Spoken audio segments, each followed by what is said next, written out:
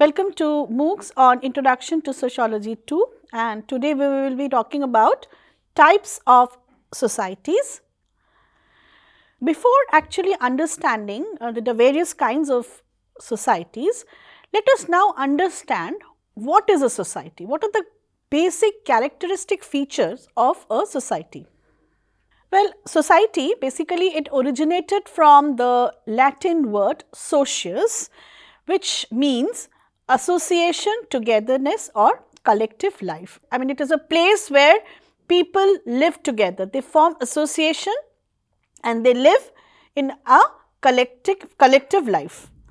Society is a group of people who live in a definable community and share the same culture. That means people of a society, they live in a particular geographical area and they have their own way of living. They have their own customs, traditional activities that they perform together. They have their own cultural pattern. So, that is unique for them. Each society have their own way of living. They have their own cultural practices, their own traditional way of leading a life. It is dynamic in nature. Society cannot be stagnant, okay. So, it is always changing. So, it is dynamic. What we had say 10 years back, the society which we had 10 years back is certainly not similar to today's society, because technology is improving, our way of thinking is improving, our perspectives are changing. Therefore, society, because it is the people who comprises or who lives in a society. Therefore, when the thought processes of the people are changing, that means the society is also changing. Hence, we say that society is dynamic in nature.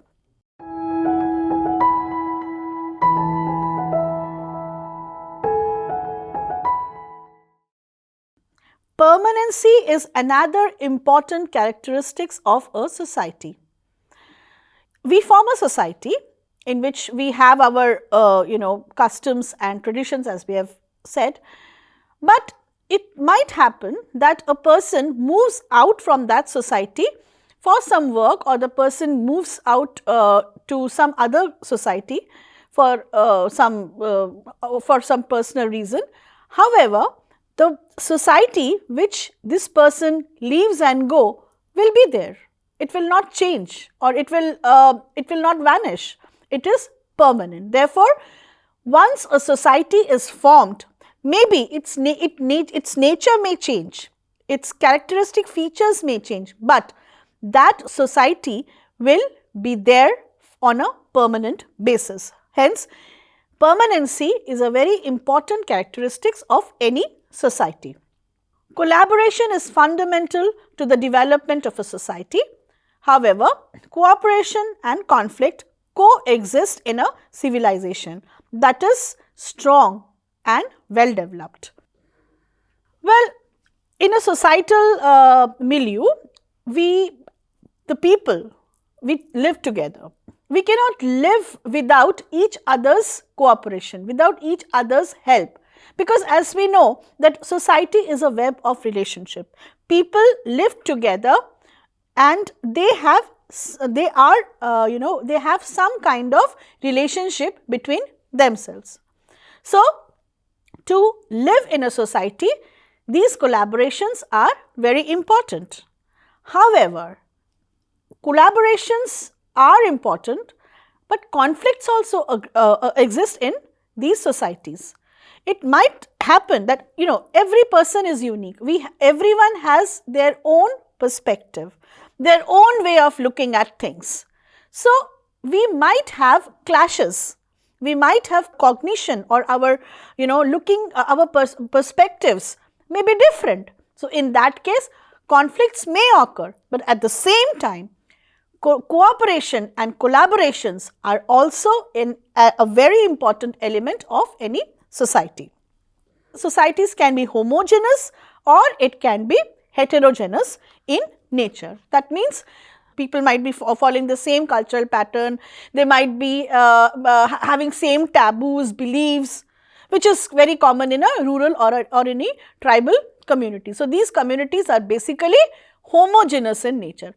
And heterogeneous societies are basically the urban societies, where people from different places come together and they form a community. They have their own way of looking their life, their own, maybe a person in a urban community, when a group of person might be working in a IT company, or some people are working in a government organization. So, there are people who are working in different areas, different places with different, they speak different languages, they follow different religion. However, they are staying together.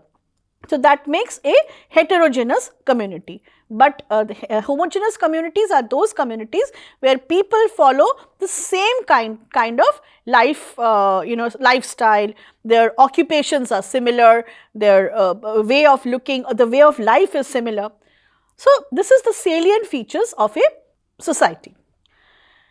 Now, coming to the types of society.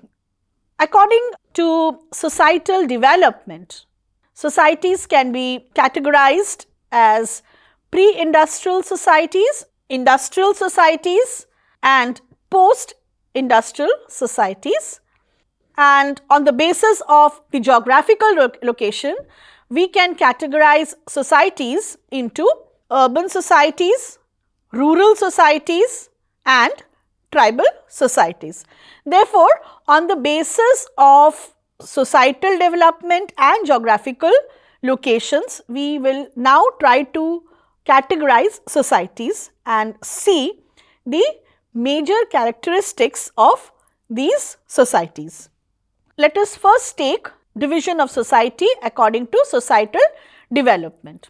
According to the sociologist Gerhard Lenske, he defined societies in terms of their technological sophistication. He tried to say that as the technology will develop, the societies would change. Now, societal development here, by saying societal development, what we are hinting at, or what we are indicating at, is that society is going through a transformation. It is developing. With the development of, with the tools, with the development of instruments, with the development of civilization, the pattern of the society kept on changing. Now, let us take the pre-industrial societies. So, to begin with, hunting and gathering societies are the first society which actually came into existence. So, hunting and gathering societies are the oldest societies, and it relied on their surroundings for survival. They hunted wild animals and collected fruits from the plants. So, this is the period, the most ancient period, when perhaps fire was not discovered, tools and equipments were not discovered. Therefore, that was a very primitive age. And for survival, people had to rely on whatever existed around them. Maybe the fruits from the plants, some herbs perhaps they used for their survival, or they were engaged in hunting wild animals for living or for their survival.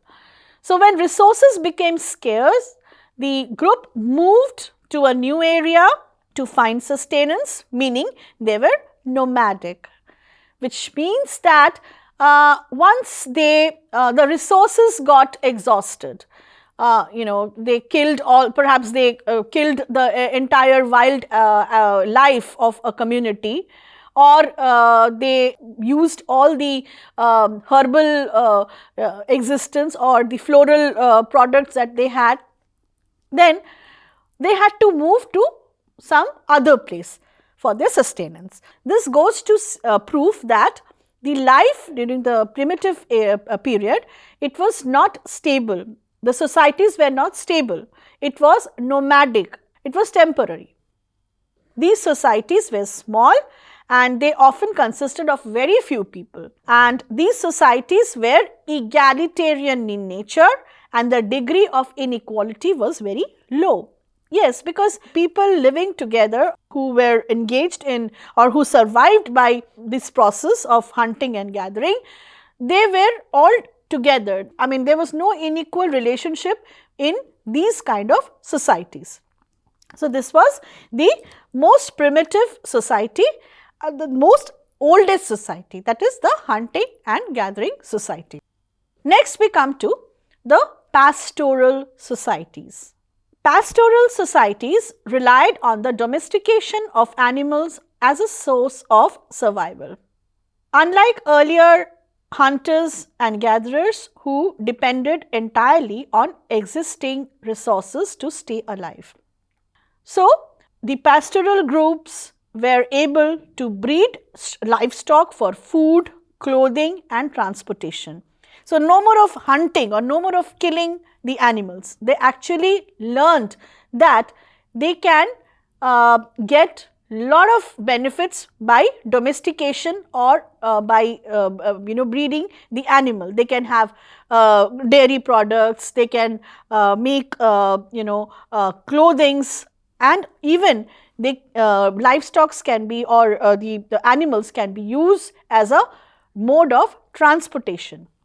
Pastoral societies are those whose livelihood was completely based on pasturing of animals such as cattle, camels, sheep and goats.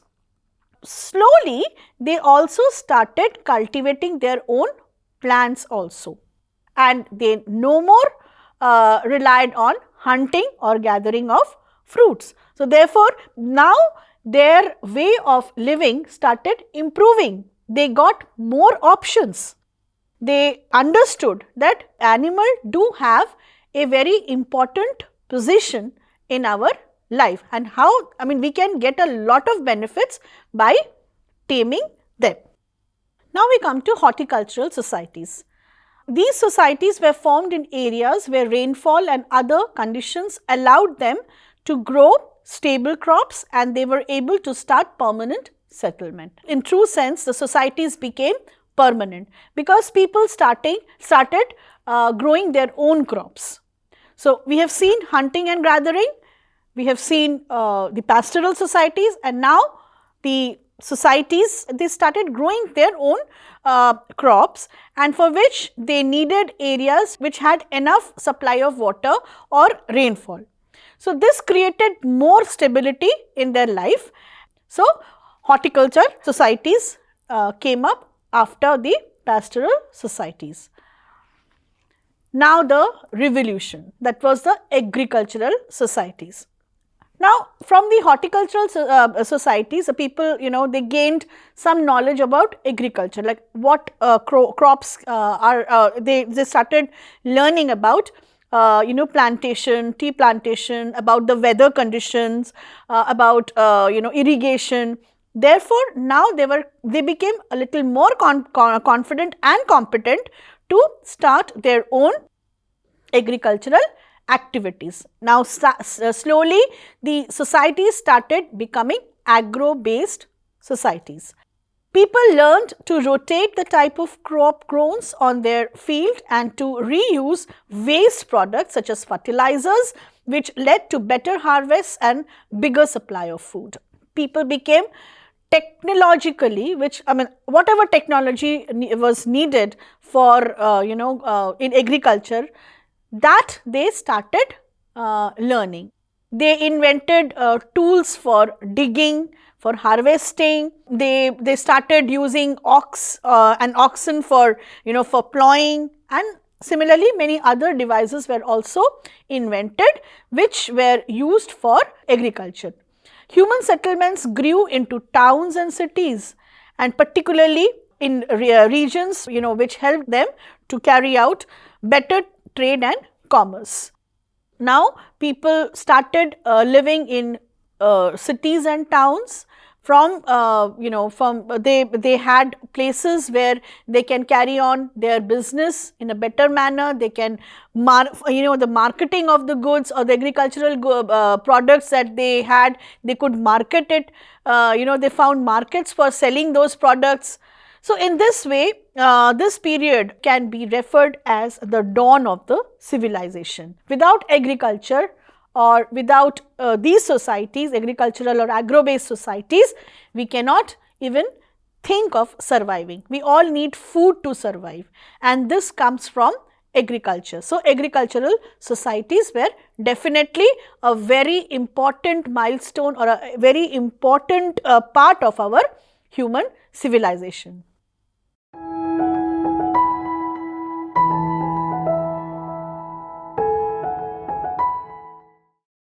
Next is the feudal societies. These societies maintained a strict hierarchical system of power based around land ownership and protection. The nobility were known as the lords, while the vassals or the knights became in charge of the land and fought for the lord whenever needed. Now, small pieces of lands were cultivated by the lower class, while the peasants were given land to live and serve the lord from generation after generation. This was a period where in a true sense, a social stratification of the society came into existence. That is, the society was, it no more remained a society which was based on equality, which was based on egalitarian or egalitarianism. Now the society was stratified. There were kings, there were nobles, there were knights or the vassals and the peasants. Now the people who were living in the, as peasants were the most deprived one. They were dominated by the knights and the nobles. They had to follow the instructions that was given by the knights or the nobles. Therefore, the king, who was the supremacy or who was the head of the society, actually he was the one who was framing rules and regulations, and all the members of the society had to follow these rules and regulations. Thus, for the first time in the feudal societies, stratification or social stratification was observed. Now let us come to industrial societies. We finished pre-industrial societies. Now we are coming up into a new kind of a society, which was industrial society. This society developed only after the machines were invented. So, in 1970s, with the development of machines, the factories replaced the plough and other agricultural equipments as the primary mode of production. So, agriculture was no more the primary source of production. Now, factories came into being, the machines came into being. It was no more a manual thing, things became much more mechanical in nature. The first machine was the steam and water powered, but eventually, of course, electricity became the main source of power. So, we know about the steam engines, and in due course of time, it was just not the steam and water powered machines. People came to know, or they learnt about the use of electricity. Electricity was also produced, and it became the main source of power. The growth of industrial societies marked such a great transformation in many parts of the societies that we can now call the period from about 1750 to the late 1800 the Industrial Revolution. It was after the industries came into being, the life of the people changed. A lot of revolutions took place once the industries came into being. Some were for good and some for the worse. Good as in, now people got jobs, their standard of living started improving, but at the same time there was situations where poverty increased, lot of migration took place. So, people did not have good places to live. So, problem of slum arose. So, industrial societies, on one hand it was a boon, but on the other hand it also invited some social problems in the society. People understood about their rights and about their right, particularly right to work, and they protested against any kind of injustice done to them. So, that was the reason why industrial revolution took place. So, this was a period when it was a period of enlightenment. People started realizing that it is their basic, what are their basic rights, and they wanted to achieve their rights by protesting. Feudalism, as we have seen, was a situation that was a mark of social stratification. However, once industrial societies came into being, people realized their position, their rights and their entitlements, and therefore they were not afraid of protesting if some kind of injustice was done against them. Now we come to post-industrial societies. Now, post-industrial societies are basically the digital societies. Now we are heading towards the digital India. So, here most of the societies are based on production of information and communication services. This is the period where people are into working as software programmers, they are business consultants. Technologies has really improved in the post-industrial societies. And USA, Canada, Japan and Western European countries are amongst the leading industrialized nations that have now shown transition to the post-industrial era. The differences that is quite remarkably, you can notice that pre-industrial societies were basically agrarian based, while the industrial societies was been taken over by the machines, and it was more complex than the pre-industrial societies. While in pre-industrial societies people depended on manpower and animal, the societies were small, whereas the industrial societies, though it had lot of facilities, but these societies became even more stratified and the cases of inequalities increased. Now, coming up to the categorization of societies based on the geographical location, we have urban societies, rural societies and the tribal societies. Urban societies, as we know, is the region which can be called as a city area or a town area, where most of the inhabitants, they have non-agricultural jobs, and this is a place where the density of population is quite high with high-rise buildings. It's a jungle of concrete houses, commercial buildings, hospitals with lot of facilities. While the rural societies, as Mahatma Gandhi rightly said, Indians, they mostly live in villages. Now, today about 68% of the total population of India lives in a rural society, and they depend largely on, majorly on agriculture or small scale industries, and they are governed by panchayat. However, the density of a population is low, but there is certainly a lack of infrastructural facilities. The facilities related to health and education is not that pronounced. While a tribal community it has a very primitive trait, it is geographically isolated. Tribal people have their own cultures. They are not that free to come and meet the larger communities.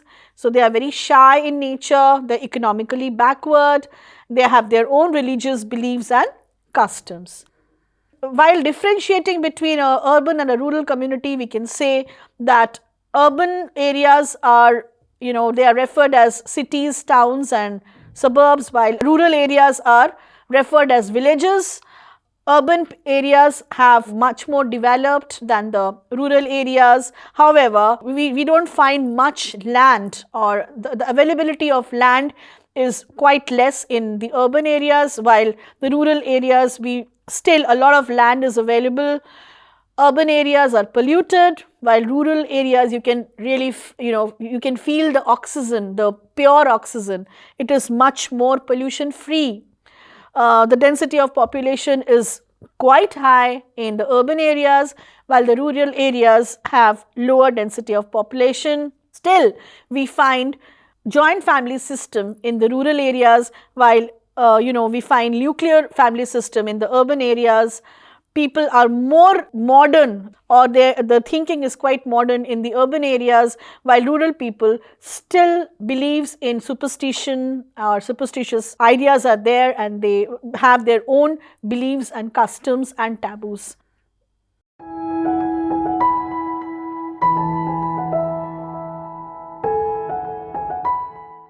So, this was in a nutshell about the differences of rural and urban communities, and we have also tried to understand the various types of societies, right from the pre-agricultural society or pre-industrial society, beg your pardon, and then the industrial society, the post-industrial society, and also we have also tried to understand about the categorization of societies on the basis of their geographical location. Thank you so much, dear learners.